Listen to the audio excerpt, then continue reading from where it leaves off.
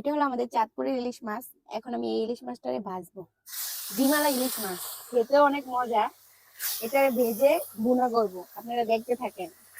তো আমি দিয়ে দিলাম এটাতে, ভাজাটা কমপ্লিট। তো ইলিশ মাছটা আমার ভাজা কমপ্লিট। আমি হালকা করে ভাজবো, হালকা করে ভাজলে গ্রানটা থাকবে, আপনাদের থাকবে না।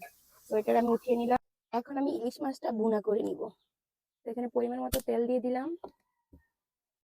পরিমাণ মতো পেঁয়াজ দিয়ে দিলাম এক কাপ, 4-5টা কাঁচামরিচ দিয়ে দিলাম, 1 চামচ লবণ দিয়ে দিলাম। আমি এটা একটু হালকা ভাজা ভাজা করে নিব।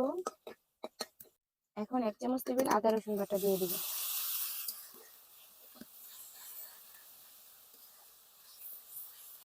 1 চামচ হলুদ দিয়ে দিব। 1 চামচ মরিচের গুঁড়া দিয়ে দিলাম। এখন এটা আমি হালকা কষিয়ে নিব, একটু পানি দিয়ে।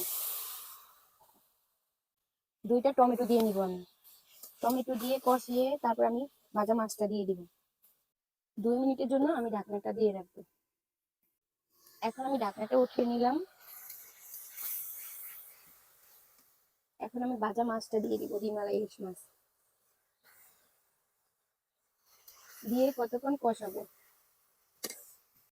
সো এখন আমার কষানো কমপ্লিট। এখন আমি পরিমাণ মতো পানি দিয়ে দিব।